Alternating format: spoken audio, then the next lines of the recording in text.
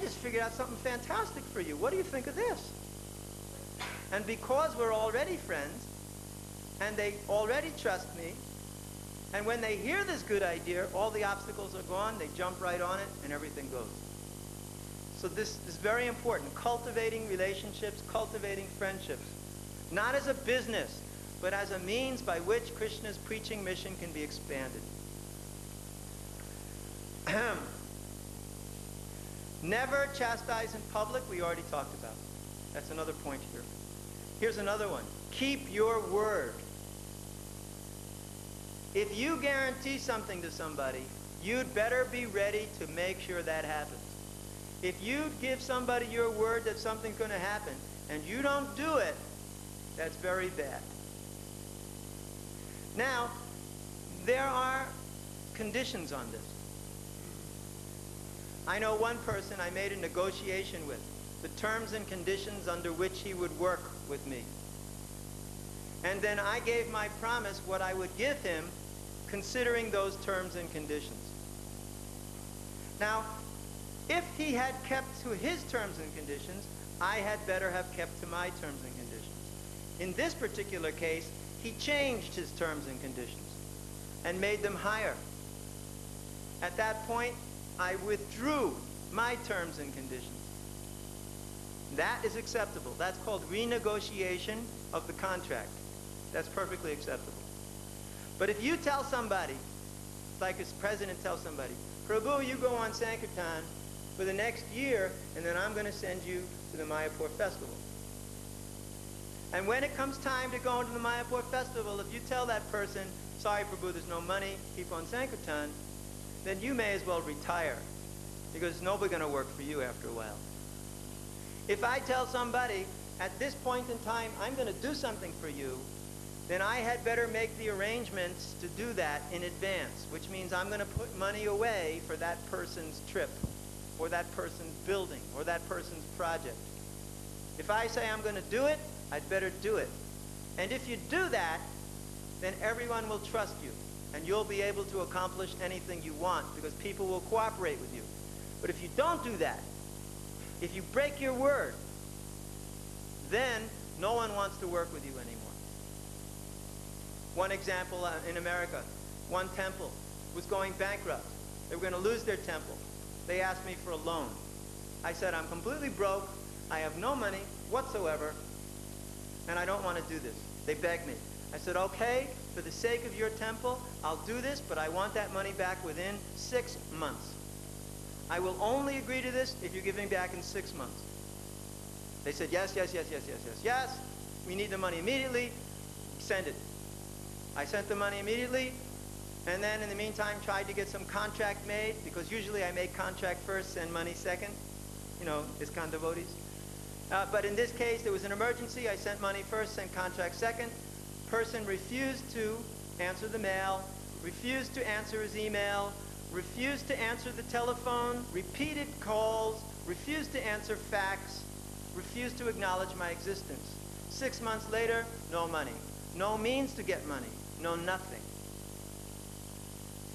Now that person may be very happy that he saved his little temple, but in my mind I said, I'm never going to give nothing to that continent again.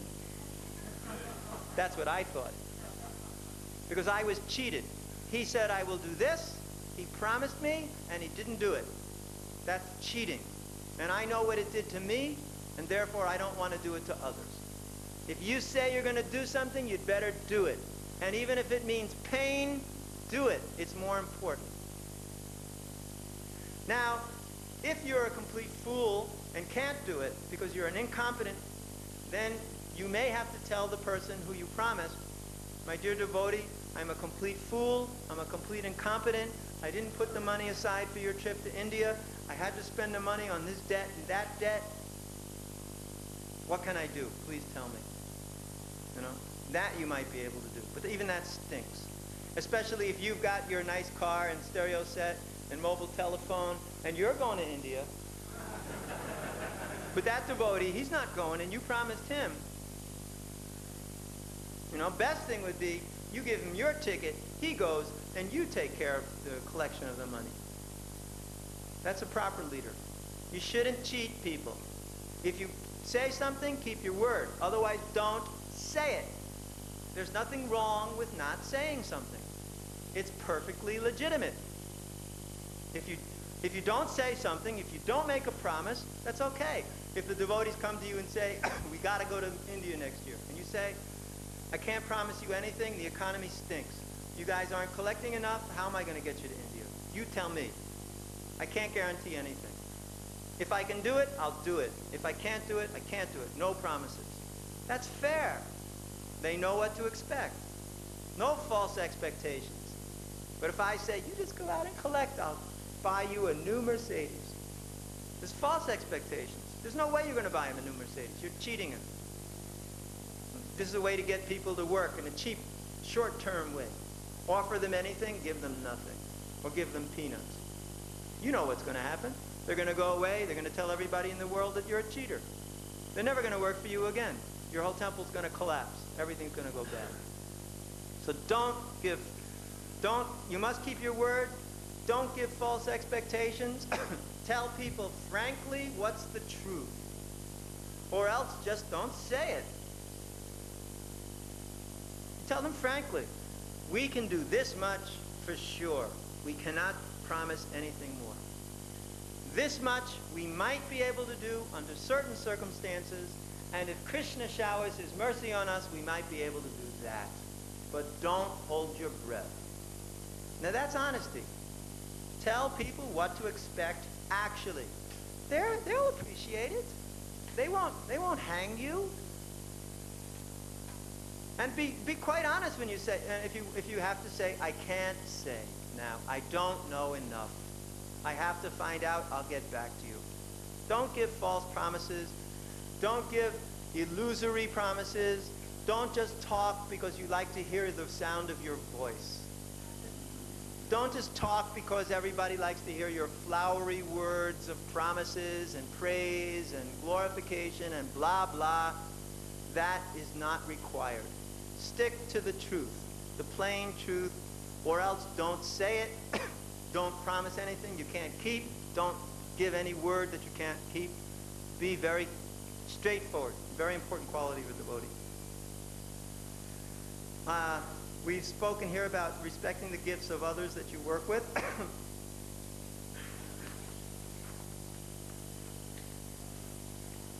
One point in that is that a good leader always fans the fire of people's enthusiasm. If somebody's got a little flame of enthusiasm, fan it as much as you can. In this way, it will gradually develop.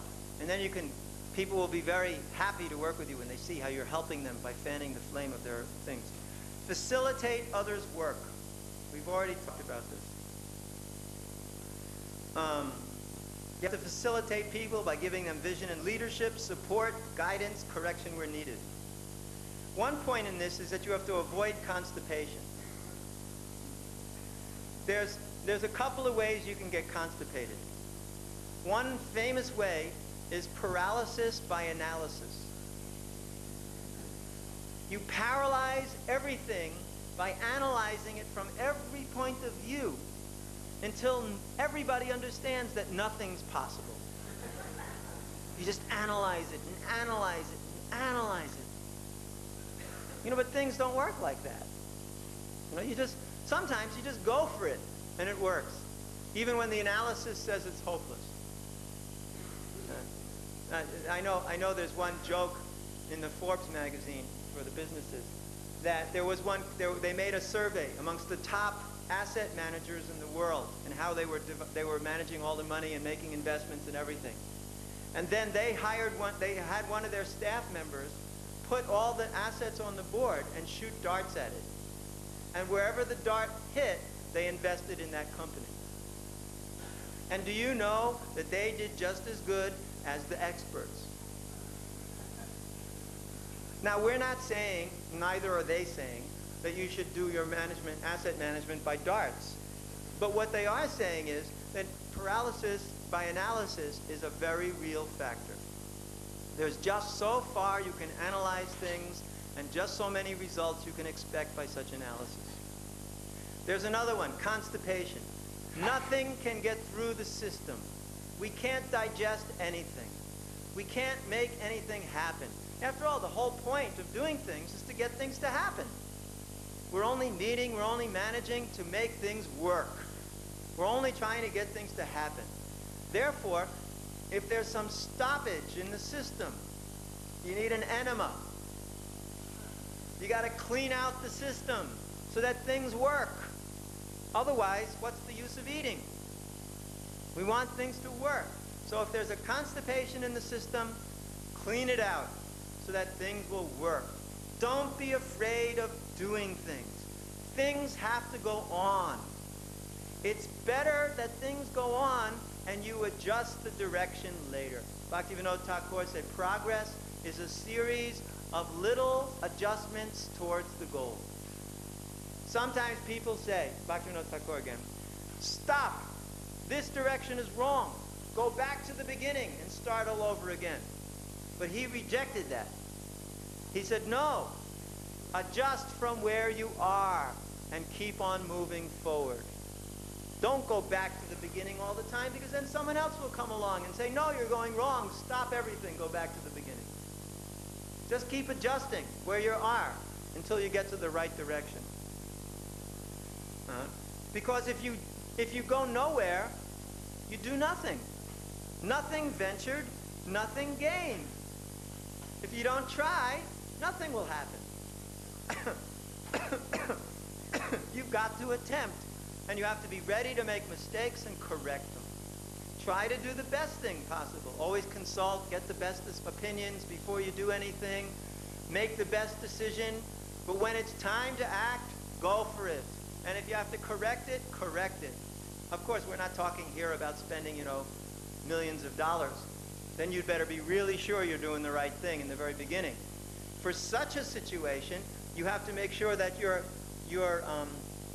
assumptions in the very beginning were right.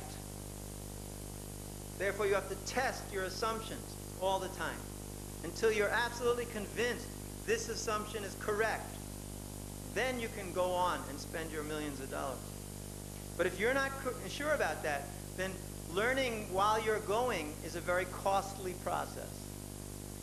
If you're making a mistake here and a mistake there and adjusting here and adjusting there, it's like in our case, Gaurasaki Prabhu in the granite factory. So maybe we want to get a granite factory.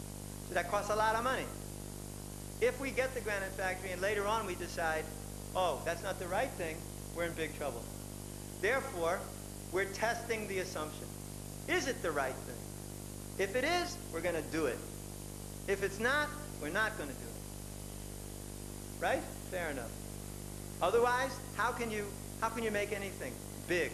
You have to be very careful that your assumptions are correct. But still, you have to move forward. So you have to balance these two things. Good leaders know how to balance this. Good groups know how to make sure. Now, there will always be risk. There is no endeavor which is worth doing that doesn't have a risk. You know that? Sometimes people say, I want a risk-free investment. No risk. And everybody who knows what he's talking about says it doesn't exist. Let's say I put my money in the bank, right? No risk, right? How many banks collapsed last year? Anyone know? I remember some numbers, something like 50. Some of them were real big, scandalous things. Bank, no risk whatsoever, right? Even your bank can crash, you'll never get your money back. There is nothing as no risk. When you walk down the road, you're taking a risk. A car can run you over. You can get a heart attack. A snake can bite you. A dacoit can kill you. Anything can happen, anywhere. Padam yadavi padam. This world is a place of danger at every step. There's always risk. Therefore, to think there's no risk and therefore I'll go forward is illusion. There's always risk. Now what do? You have to calculate your risk. Is it a risk I can handle, or is it a risk I cannot handle? If it's a risk I cannot handle, I should not do it. If it's a risk I can handle, I can consider if the return is good enough to give me the to give me the impetus to take this risk. Just like if the return is 100% and the risk is 20%, then I should really seriously consider this, because it's a big return. High risk, high gain. Low risk, low gain. I remember when I started preaching in Eastern Europe in 1976, Prabhupada sent me there. Super high risk, very high risk. Could at any moment be thrown in jail for 20 years, especially when we were smuggling books into DDR and other places like that. At any point in time, everything's finished. But the gain to bring Krishna consciousness into these communist countries and Prabhupada's satisfaction, the gain was so big, the risk was doable. We accepted the risk. No matter what it was, we accepted it because the gain was so big. So if you have a situation where the gain is big and the risk is doable, then go for it. But if the risk is too high, then be very careful what you're doing. But don't think that there's no risk. You should moderate the risk. That's the point. And then you should have realistic expectations. You should have expectations which are actually realistic. If you have expectations which are pie in the sky, utopian, then you're going to have a very hard time with life. You should not expect the impossible. Everybody in the world is going to become Krishna conscious. Forget it. There's tons of demons out there. You can't expect everybody in the world is going to be Krishna conscious. Don't expect the impossible. But a lot of people are going to be Krishna conscious. Well, I don't know how many, but as many as possible. That's a realistic expectation. But you should have high hopes. Prabhupada used to say, hope for the best, expect the worst. I say this all the time to people in my zone. Hope for the best. Because if you don't hope, if you don't have hope, you don't have anything. Hope is the most significant factor in a devotee's life. A hope against hope that I'm going to become Krishna conscious, I'm going to go back home, back to Godhead and serve Shri Shri Radha Madhava in the spiritual sky. That's my hope. And I'm hoping against hope that's going to happen. Now, I have other hopes too, and I expect the worst. Because I have to prepare for the worst. Just like if I'm going to invest money, for instance. I hope I'm going to get big returns. But I have to expect that everything's going to crash. Therefore, I have to put things in such a way that if this crashes, this survives. And I can keep my thing going on. Understand? This is called risk management. I hope for the best, but I'm ready for the worst. Whatever the worst might be, I'm ready for it at any point in time. Of course, that doesn't mean you have to be an insane person who's always thinking about the worst things that can possibly happen. I'm also not like that at all.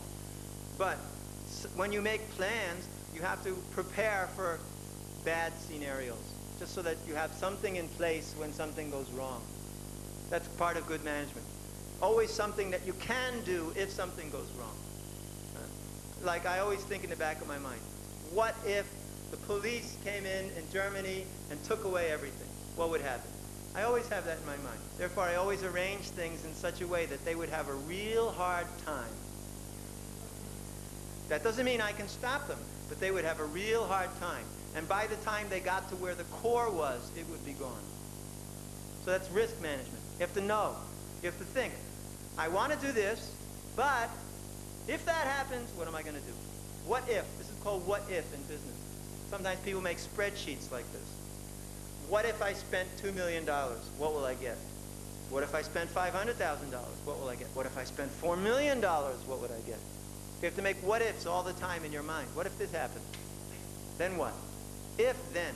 Programming language in computers. If this happened, then this happened. If then. Logic.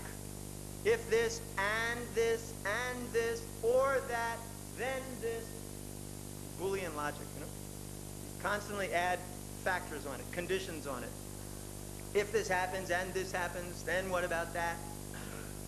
And if this goes on continually, what will happen? What will be the result? You have to think like this. You have to plan ahead. That's why the Kshatriyas used to play chess. It's a Kshatriya sport. The original chessboard is made of warriors and castles and all that stuff. It's Vedic, came from India. And it's all about teaching strategy and war. Because to make a war, you got to have strategy. If my opponent has 4 Akshahinis down on the northeast side of that battlefield, and he brings 2 Akshahinis over to that side, and I've got 4 Akshahinis here and 2 Akshahinis there, where do I send them? What do I do? Strategy. Always thinking of strategy. Planning ahead. Every move. If he does that, then I do this, then I do that. In the meantime, I'm planning to do this and this and that, depending on his response. That's chess. You think ahead. You move the bishop here, you move the knight there. You're always thinking ahead to make a scheme by which things go on. That's why these chess players, Garry Kasparov and all these guys, they sit there for 2 hours before they move. Because they got every single thing that could possibly happen in their head. They know if I move that guy there, he'll move that guy there or there. What will I do? I'll move that one there, and gradually I'll move that one there, and this one there, and that one there, and that one there, and boom, checkmate. He's got it all planned out. All the way from the beginning to the end. I know in my Ministry of Education Development, I've got the whole thing figured out from beginning to end. Therefore, no one can surprise me. Similarly with the Mayapura project. It's planned out from the beginning to the end. No surprises. I hate surprises.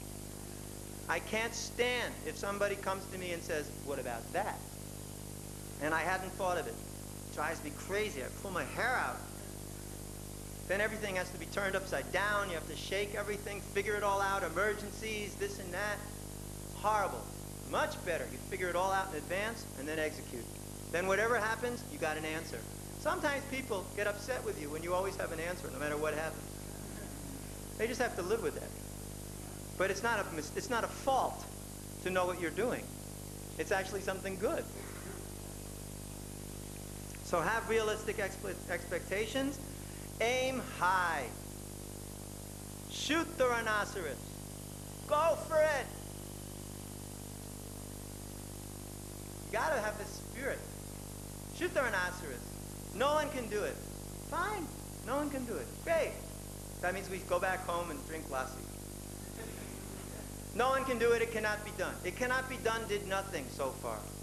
It cannot be done cannot do anything. It can be done. It will be done. By Krishna's grace, it will happen. Shoot the rhinoceros. Go for it. Don't think anything can stop you. And if it doesn't work, everyone will say, this guy was a dreamer. No one can do that. Okay, you can live with that. But if it succeeds, do you know what they're going to say? My God, how did he do that? That's what we want. If they call you, if it doesn't work, the worst thing that happens, they say, no one could have done that. Okay, yeah, you were right. No one could. Well, maybe somebody, but not me. I couldn't have done that. Then they'll pat you on the back and say, okay, let's do something else. You've lost nothing. But if you don't try, then what have you gained? Let's try for it. Go for it. Shoot the rhinoceros. Get it done. Somehow it'll work. Even if it doesn't, you got nothing to lose. And if it does, you got everything to gain. That was Prabhupada. Prabhupada would shoot the rhinoceros all the way. In everything he did. Going to America at the age of 69 on a boat with a couple of books. You don't call that shoot the rhinoceros? That's shoot the Timingila fish. And his godbrothers said, no one will become Krishna conscious in the West. Don't bother. So Prabhupada tried to teach us that we have to think the same way. We have to go for the big results, the big picture. Think big. Because then all these little things will happen automatically. Just like we're thinking big here in Mayapur. If you just examine the progress in this place in the last 8 years, how many buildings have been put up here? How much is going on here? How much design of the big temple, all that stuff. Because we're thinking so big, all these little buildings are insignificant to us. These buildings, they just go up like, we don't even think about them. They're just going up. Now we know where to put them, at least. Before we didn't even know where to put them. But now we know where to put them. And they're going up, They're going up. And everybody's coming to us. Can I put up this building? Can I put up that building? Go ahead, do it. Because we're only concerned with the big picture out there. And all this little stuff, no problem. If we were thinking, where to get the money to put up a Sankirtan building here for the brahmacharis, oh my God, what am I going to do? But that's nothing. And it's all happening. Krishna's making it happen because we're thinking big. It's Prabhupada's vision. It's Lord Nityananda's desire. Bhaktivinoda Thakur wants it. It's going to happen, and we're just going to go for it. And we're not going to hear people say no. The stopper can say whatever he likes. We're not going to stop. The fault finder can say whatever he likes. We don't care. We're just going to go for it. We may make adjustments here and there. If the fault finder's right, we'll correct it. But we've got our idea. And that vision is driving us. And similarly, every temple, every devotee should have that vision. A vision of a worldwide community of devotees who are engaged 100% in Krishna's service, preaching this Krishna consciousness movement all over the world, and developing these young people, these children, from the very early age, all the way through their age, from cradle to samadhi, all the way to the point of taking over the whole movement, taking over more than that, need I say more. And gradually, this Krishna consciousness movement becomes so strong. So we have this vision. We got to make it happen. And to say it's not possible doesn't get us anywhere. So that's basically the message I had to say about whatever that was I was talking about. That was called general dealings with others. Well, what can you do? I told you in the beginning this wasn't going to be terribly organized. My outline is great, it's completely organized. I didn't follow any of it so far. Okay, so tomorrow we'll do a 10 o'clock meetings. It probably won't be so long. Maybe we could even run a meeting and show everybody what to do, but we don't have I would have to invent something to do. I don't know. I'm not so good at that. I don't have time either. I'm very busy, as you might imagine. Is it okay? Anything I should change? Just tell me. I'll be glad. Am I talking too fast for those who are not native English speakers?